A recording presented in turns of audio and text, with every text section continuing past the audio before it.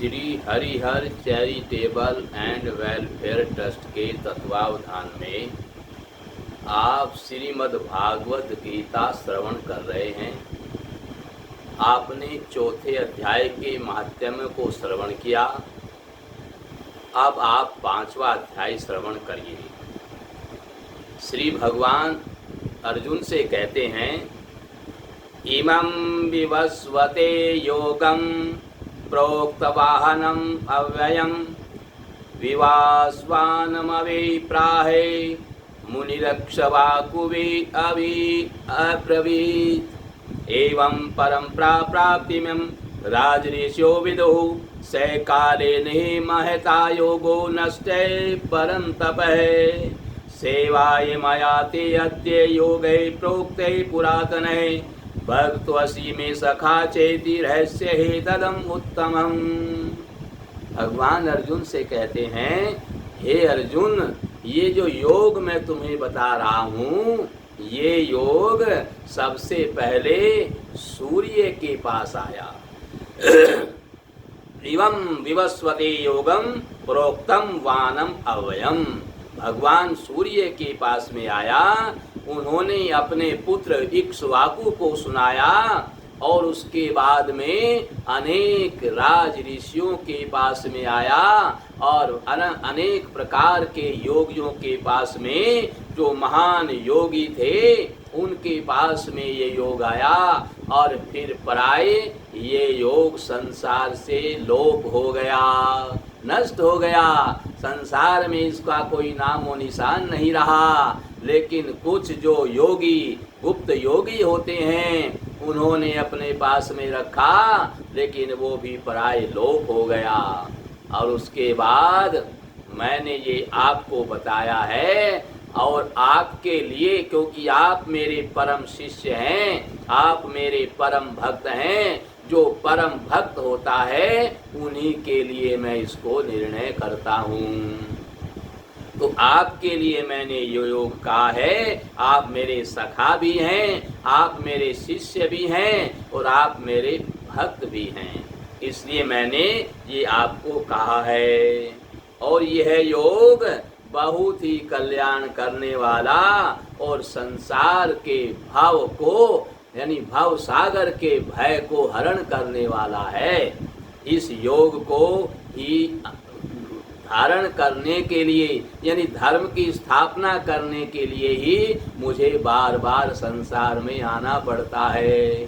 धर्म है तो आपका जीवन है, और धर्म ही नहीं रहेगा, धर्म ही नहीं बचेगा तो ये संसार भी नहीं बचेगा, आप भी नहीं बचेंगे, देश भी नहीं बचेगा। इस पृथ्वी पर अनर्थ ही अनर्थ होने लगेगा। इसलिए मैं बार बार यदा यदा यधर्मस्य ग्लानिर्भवति भारते अभ्युत्थानम् अधर्मस्य तदात्मानं सृजाम्यहम् परित्राणाय साधूनां विनाशाय च दुष्कृतां धर्म संस्थापनार्थाय संभवामि युगे युगे। मैं हर युग में इसकी स्थापना, धर्म की स्थापना करने के लिए आता हूँ। मेरा उद्देश्य केवल धर्म की स्थापना करने के लिए आता है। लेकिन धीरे धीरे जब लोग उच्छृंखल हो जाते हैं, ये धर्म नष्ट होने लगता है और प्राय लोप हो जाता है। इस धर्म के लोप हो जाने पर मैं अवतार लेता हूँ और आप जैसे सखा भक्त शिष्य को इस धर्म को पुनः बता करके धर्म की स्थापना करता हूँ। ऐसा नहीं यह योग पहले नहीं था, ऐसा नहीं मैं पहले नहीं था, ऐसा नहीं कि आप पहले नहीं थे, आप भी पहले थे, योग भी पहले था, बस आपको ज्ञान नहीं है। आप इस संसार को सत्य मानते रहे, इसलिए आपकी स्मृति नहीं रही, और मैं ये सब जानता हूँ, इसलिए मेरी स्मृति नष्ट नहीं होती। जो इस संसार को जान जाता है, जो अपने आप को जान जाता है, जो स्वयं को जान जाता है, उसकी स्मृति नष्ट नहीं होती और वह कभी दुखी नहीं होता।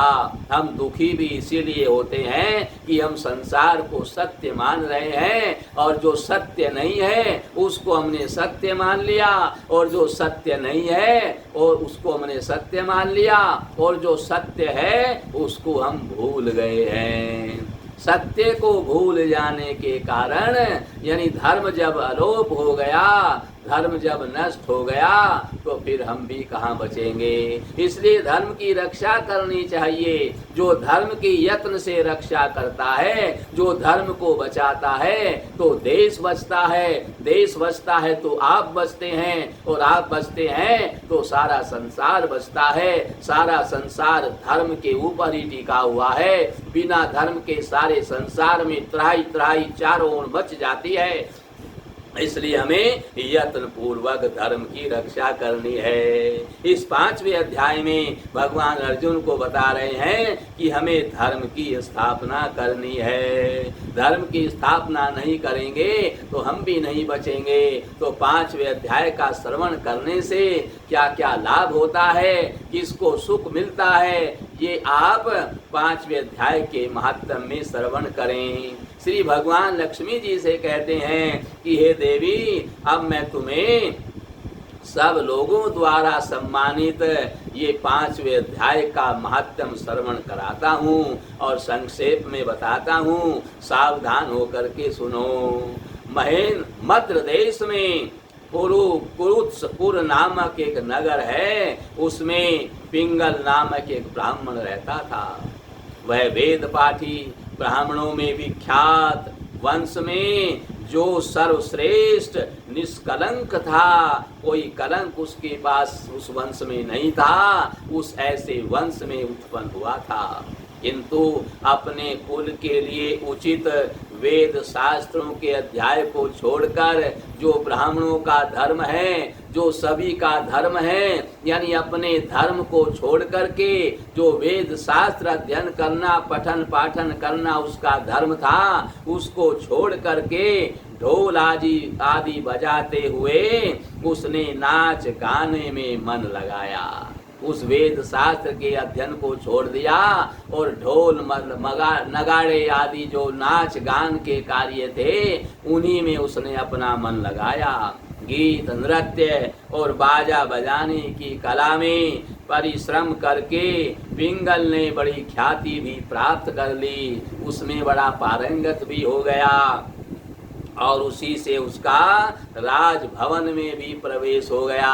क्योंकि नृत्य संगीत आदि को देख करके मन लोभित हो जाता है, इसी के पीछे सब दौड़ने लगते हैं, इसको ही सबसे जरूरी मानते हैं। संस्कार आपके अंदर है कि नहीं, वेद शास्त्रों का ज्ञान है कि नहीं, धर्म का ज्ञान है कि नहीं, इस चीज को हम देखते नहीं हैं और संगीत वाद्य के पीछे लग जाते हैं। तो राजा के यहाँ भी उसका सम्मान होने लगा, उसके संगीत से सब प्रसन्न हो गए, क्योंकि संगीत में धर्म को कोई देख ही नहीं रहा था, ये धर्म की और भी चल रहा है कि नहीं, धर्म का भी ऊपर ध्यान है कि नहीं, धर्म के लिए भी कुछ करता है कि नहीं, उस पर किसी का ध्यान नहीं था और उसका स्वयं का ध्यान भी नहीं था। और अब वह राजा के साथ में रहने लगा और पराई स्त्रियों को बुला बुला करके उनका उपभोग करने लगा। स्त्रियों के सिवा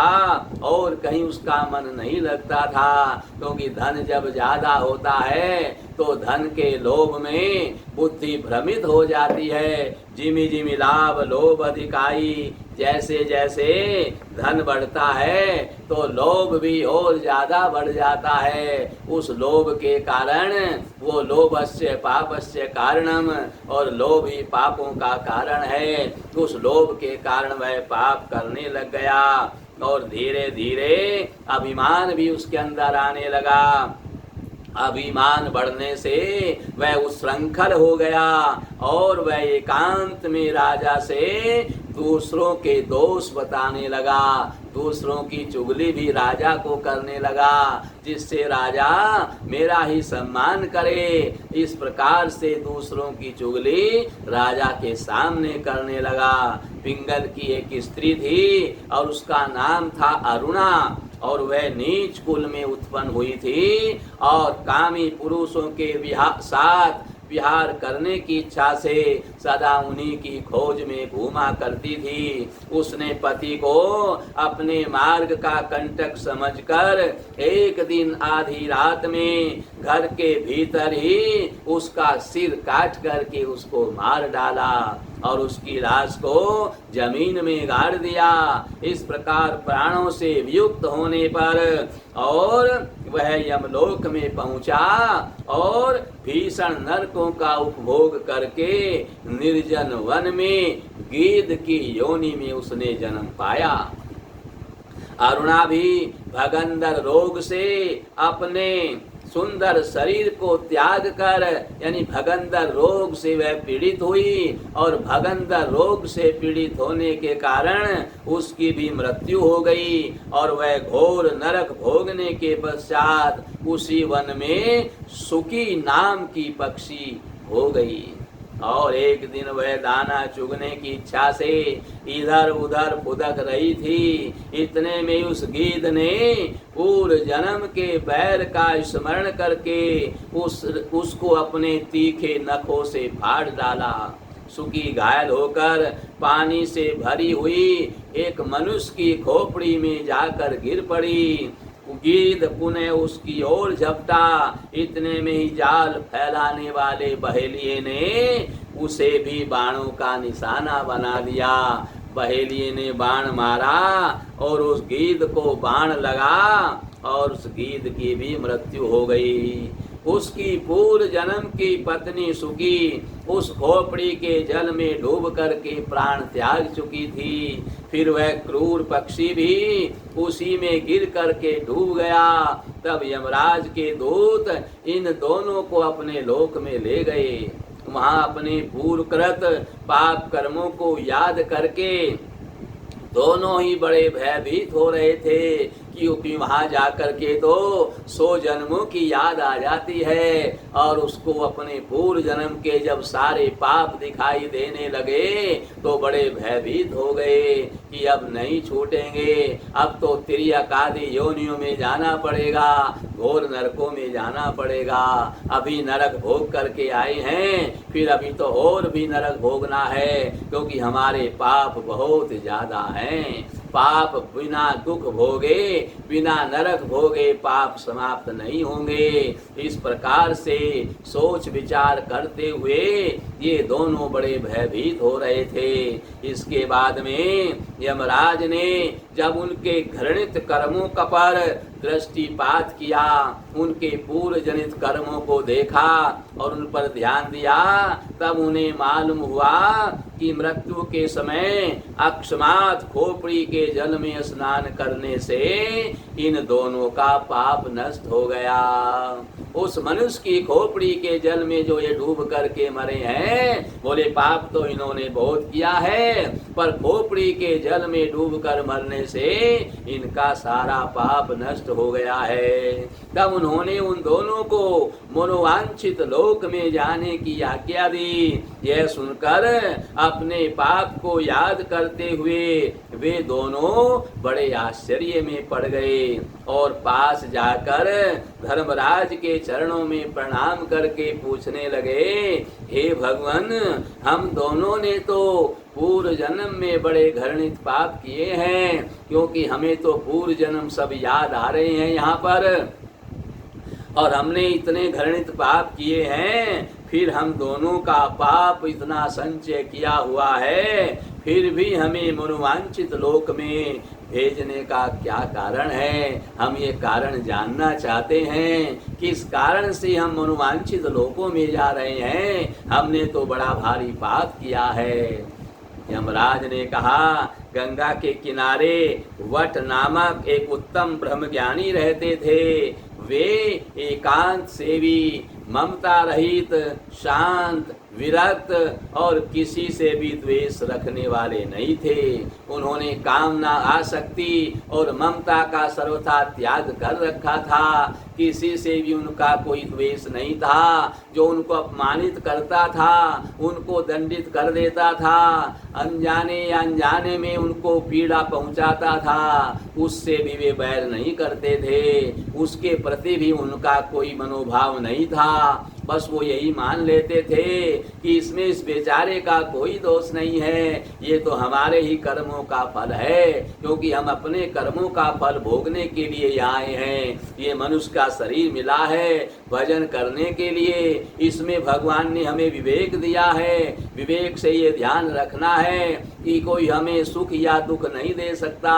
सुख और दुख सब हमारे कर्मों के ही फल हैं, क्योंकि सारा संसार भगवान की मर्जी से चलता है और परमात्मा हमारे पापों को समाप्त करके हमें पाप रहित बना देते हैं। हमें त्रियक आदि योनियों में डालकर पुनः अपनी प्राप्ति के लिए हमें तैयार करते हैं, क्योंकि हमारे पाप समाप्त होंगे तभी हम भगवान की प्राप्ति के लिए चलेंगे। और पाप जब तक समाप्त नहीं होंगे तब तक हमारी बुद्धि उधर नहीं जाएगी। इसलिए पाप समाप्त हो जाएं, और पाप समाप्त होंगे दुख भोगने पर। दुख भोगने से पाप जाते हैं और पुण्य भोगने से सुख चले जाते हैं। इसलिए पाप और पुण्य हमारे ही सुख और दुख का फल है, हमारे ही पाप कर्मों का फल है। ये सुख दुख सब हमारे कर्मों के फल हैं, किसी के द्वारा नहीं दिए जाते हैं। इस प्रकार से